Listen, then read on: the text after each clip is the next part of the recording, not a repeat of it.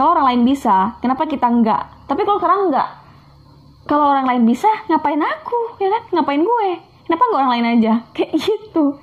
Ya nggak sih? Ngaku lo pada. Ya kan? Dan ia adalah guru para musisi masyhur Melayu seperti seniman dan penyanyi legendaris Malaysia, yaitu P. Ramlee.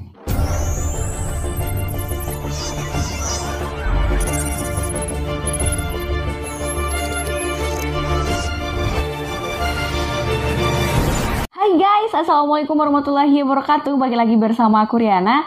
Di kesempatan kali ini aku akan bercerita tentang seorang komposer yang datang dari suku Minangkabau, dan aku akan berbagi informasi ini kepada kalian sebisa aku ya, karena ini tuh informasinya panjang banget dan itu tuh durasinya nggak cukup. Bukan nggak cukup sih, cukup, cuman takutnya nanti kalian nggak nonton sampai akhir, itu aja. Jadi aku singkat sesingkat-singkatnya kayak gitu. So kalau kalian penasaran langsung aja check it out. Eits, tunggu dulu. Sebelum kalian masuk kepada videonya, jangan lupa tekan tombol subscribe buat kalian yang baru bergabung, dan jangan lupa juga klik loncengnya atau notifikasinya supaya kalian tahu kalau aku update video terbaru setiap minggunya. Terima kasih. Nah, kalian tahu kan pencipta lagu Indonesia Raya itu adalah W.R. Supratman ya. Dan kali ini pencipta lagu kebangsaan Singapura. Siapa lagi kalau bukan Zubir Said.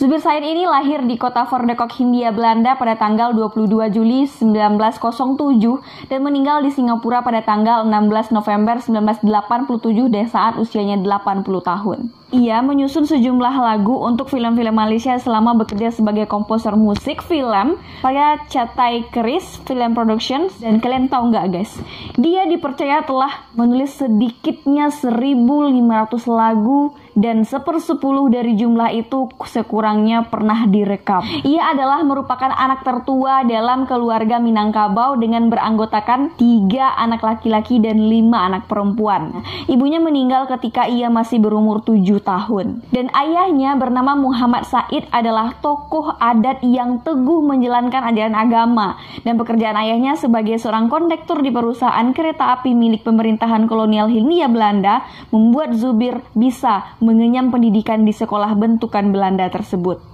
Nah, sejak dia duduk di bangku sekolah dasar ini nih ia tuh selalu memperlihatkan bakatnya bermain musik kepada guru-gurunya dan maupun kepada teman-temannya. Guru musik yang melihat bakat Zubir memperkenalkannya teknik solmisasi ya. Solmisasi itu adalah gaya belajar musik dengan cara membaca notasi, membaca not gitu, dan membantunya membentuk grup musik untuk murid-murid berbakat di sekolah itu. Dan dari situ, seorang teman grupnya mengajari Zubir ini bagaimana membuat seruling. Dan mereka bersama-sama bermain musik dengan seruling bambu buatan mereka sendiri.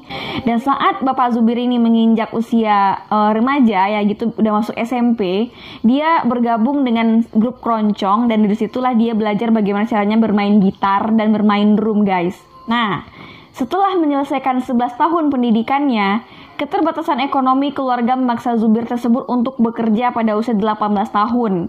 Dengan pendidikan seadanya, ia hanya memiliki peluang pekerjaan terbatas. Ia pertama kali bekerja di sebuah pabrik sebagai pembuat batu bata. Dan setelah itu, dia mengikuti tawaran seorang temannya untuk bekerja sebagai juru ketik. Saat bekerja sebagai juru ketik itu, Bapak Zubir ini mengisi sisa waktu untuk bermain musik tadi guys. Karena sebelumnya dia udah ada basic musik di kehidupannya ya. Dan kemudian dia bergabung dengan grup keroncong dan mendapat posisi sebagai seorang pemain biola kayak gitu. Nah, di usia 19 tahun, dia memutuskan keluar dari pekerjaannya setelah bertemu dengan seorang pegawai pemerintahan desa yang kagum dengan bakat yang dimiliki oleh Bapak Zubir ini. Lalu pegawai itu mendorong Bapak Zubir ini untuk mengikuti impiannya gitu. Istilahnya, ayolah Zubir gitu, kenapa kau tidak lanjutkan bakatmu yang seperti ini yang bisa membawamu kelak akan menjadi seorang yang sukses kayak gitu. Nah, setelah tak bekerja lagi ya kan, diturutilah oleh si Zubir ini tadi, diturutilah oleh Bapak Zubir ini perkataan dari perangkat desa tadi gitu ya.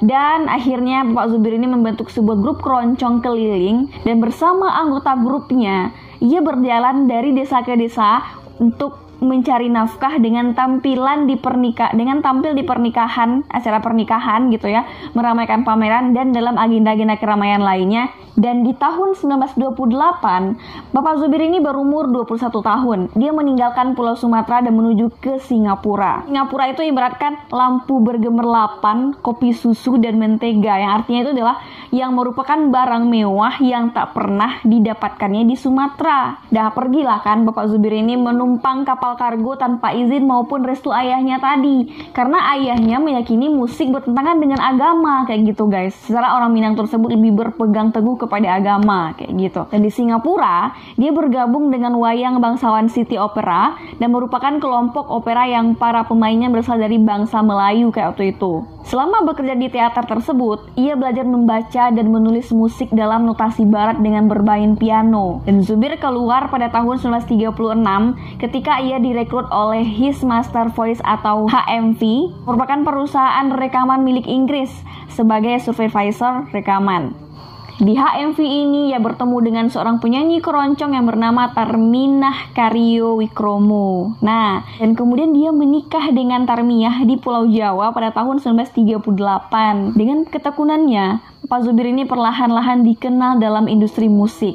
Namun, pekerjaannya di HMV berakhir seiring meletusnya Perang Dunia Kedua di waktu itu, guys. Nah, setelah menikah, Bapak Zubir ini membawa istrinya ke Bukit Tinggi di tahun 1941 dan Bapak Zubir ini bersama beberapa orang pemain musik dan penyanyi sempat membentuk kelompok pertunjukan dan mereka sibuk bekerja untuk menghibur teman-teman ataupun yang menghibur tentara Jepang di waktu itu, guys. Kalian belum lahir, sama aku juga belum. Nah, ia baru kembali ke Singapura di tahun 1947 dan terus tinggal di sana hingga meninggal di tahun 1987. Mengawali periode kedua kehidupannya itu di Singapura, ya kan, Zubir ini bekerja sebagai fotografer. Jadi semua yang ada pekerjaan yang dia bisa lakukan akan dilakukan gitu guys. Jadi Bapak Zubir ini orangnya adalah cukup sangat pekerja keras gitu. Ia bekerja sebagai seorang fotografer dan juga penulis selama 2 tahun untuk surat kabar utusan dari Melayu. Tujuannya bekerja di surat kabar tersebut adalah agar ia punya kesempatan lebih banyak lagi untuk bermain musik dan menuliskan lagu-lagu ciptaannya di surat kabar, kayak gitu. Nah, di tahun 1949 ia diperkenalkan dengan industri film melalui pekerjaan sebagai komposer musik untuk film-film Melayu yang diproduksi oleh Shaw Brothers. Cinta, yang merupakan salah satu film yang membawakan lagunya menembus papan film laris di waktu itu. Namun Pak Zubir ini mengakhiri pekerjaannya di Shaw Brothers dan memilih bergabung dengan Cha Taikeris tadi sebelumnya di tahun 1952. Dan temannya si Zubir tadi ini memperkenalkan kepadanya seorang manajer Cha Taikeris, perusahaan film yang ada di Singapura tadi sebelumnya, guys. Cha Taikeris memulai produksi film Melayu dan membutuhkan seorang yang dapat menulis lagu latar belakang film tersebut. Dan selama 14 tahun berikutnya, Zubir ini melewati karir di Cha Taikeris sebagai komposer musik untuk film-film Malaysia, di antaranya Sumpah Pontianak di tahun 1958 dan Cucu Datuk Merah pada tahun 1963. Tahun 1957, karya musiknya dipentaskan pertama kali untuk umum di Teater Victoria. Zubir telah menciptakan beberapa lagu termasuk Jalur Suara untuk film yang dibuat oleh Cha Taikeris tadi sebelumnya. Salah satu lagu yang dibuat Zubir adalah film Dang Anom, memenangi penghargaan Festival Film Asia ke-9 di Seoul, Korea Selatan pada tahun 62. Karena udah habis masa kontraknya gitu ya, Bapak Zubir ini mengundurkan diri dari Cha Taikeris di tahun 64 dan menghabiskan sisa waktunya untuk mengajarkan musik kepada anak-anak muda di rumahnya.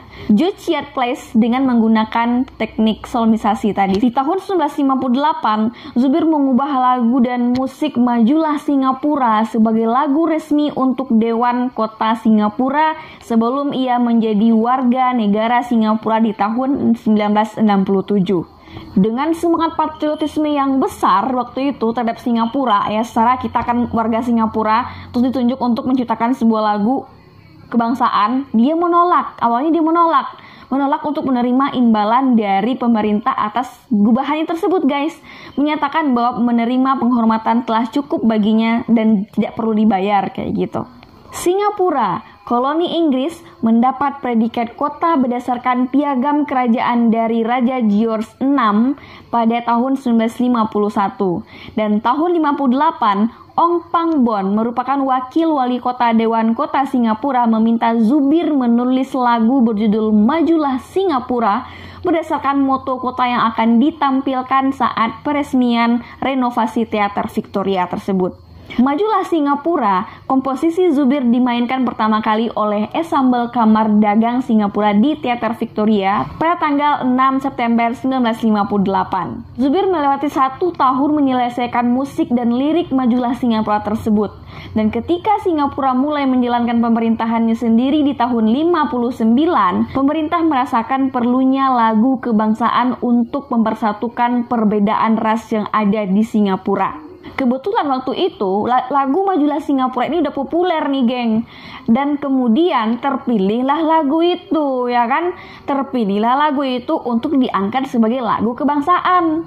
Dan setelah beberapa revisi terus, komposisi Zubir disetujui secara bulat oleh Dewan Perwakilan Rakyat di 11 November 1959 dan pada tanggal 30 November 1959 peraturan mengenai lambang negara, bendera, dan lagu kebangsaan Singapura disahkan. Menurut hukum, lagu Majulah Singapura hanya boleh dinyanyikan dalam lirik Melayunya saja. Majulah Singapura dikumandangkan luas pada tanggal 3 Desember menggantikan lagu koloni God Save the Queen. Dan setelah kemerdekaan penuh Singapura atas Malaysia di tanggal 9 Agustus 1965, lagu Majulah Singapura tersebut secara resmi diadopsi sebagai lagu kebangsaan Republik Singapura di waktu itu. Pada tahun 1984 dalam wawancara sejarah lisan, Zubir mengutip bahwasanya pepatah Melayu, di mana bumi dipijak, di situ langit dijunjung. Ketika menyampaikan filosofinya dalam menciptakan lagu itu adalah bahasa Minang guys. Mana bumi dipijak, di situ langit dijunjung. Kalau itu bahasa Minang. Kalian harus berbangga, kalian patut berbangga karena sebelumnya aku udah bahas cerita tentang orang Minang yang mendirikan sebuah negara dan sekarang orang Minang yang membuat sebuah lagu kebangsaan negara Singapura. Beberapa komposer dan pengamat musik menilai karya dari Zubir sebagai lagu Melayu sejati karena musiknya banyak berkaitan dengan sejarah dan nilai-nilai Melayu juga, terutama Minangkabau, dan juga membangkitkan semangat kebangsaan di tahun 1950-an itu. Dan asal kalian tahu nih ya, aku kasih sebuah informasi yang mungkin kalian belum tahu. Bapak Zubir Said ini adalah guru para musisi masyhur Melayu seperti seniman dan penyanyi legendaris Malaysia yang bernama P. Ramlee.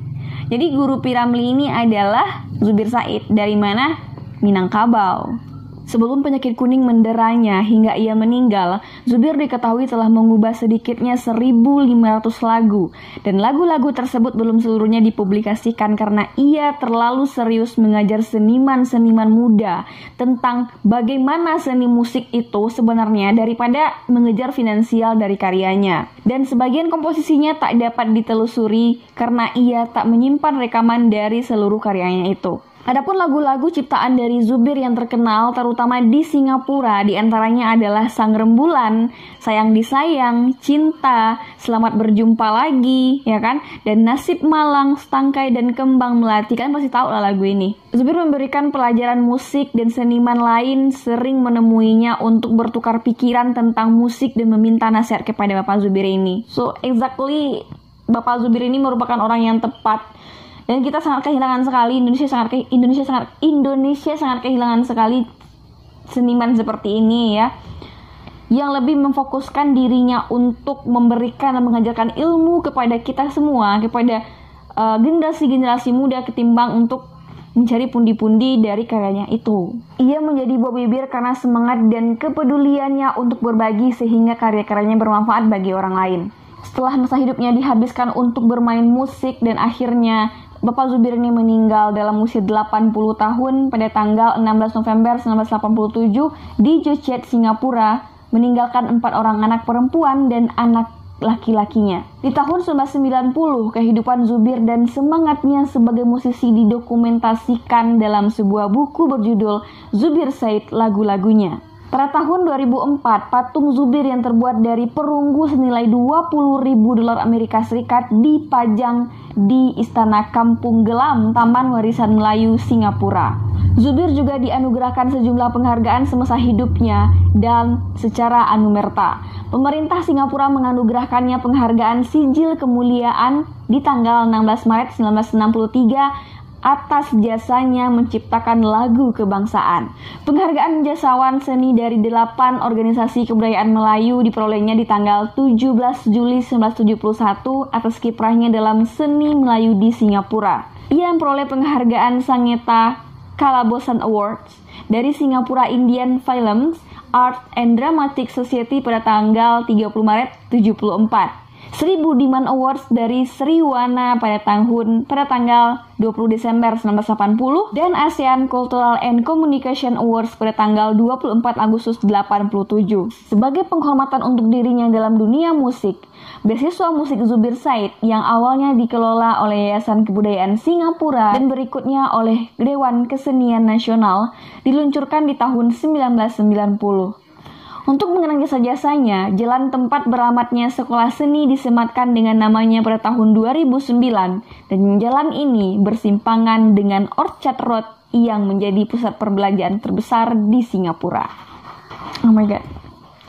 Jadi kalian sebagai orang Minangkabau harus berbangga hati karena selain mendirikan negara, mampu juga orang Minang ini menciptakan sebuah lagu kebangsaan gitu. Jangan main-main kalian, geng.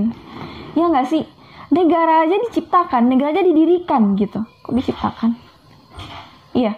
Ya kita harus patut berbangga hati karena itu bukan pekerjaan yang mudah. Butuh konsentrasi, butuh otak yang encer, butuh segala satunya tersebut. Apa ya? Ya tekun. Dia tekun aja, tekun, jujur, udah. Semuanya kelar, ya. Kalau kita nggak tekun, nggak ngelakuin sesuatu tersebut dari hati, ya udah nggak bakalan selesai. Prinsip orang sekarang itu gini, kalau kita bisa, kalau orang lain bisa, kenapa kita nggak? Tapi kalau sekarang nggak, kalau orang lain bisa, ngapain aku, ya kan? Ngapain gue? Kenapa nggak orang lain aja? Kayak gitu. Ya nggak sih? Ngaku lo pada, ya kan? So demikian dulu sesi berbagi kita pada kesempatan kali ini. Kalau kalian suka dengan video aku, jangan lupa tekan tombol subscribe, like, komen, dan share ke seluruh media sosial yang kalian punya. Salam dari aku Riana di Minangkabau, Sumatera Barat. Bye-bye.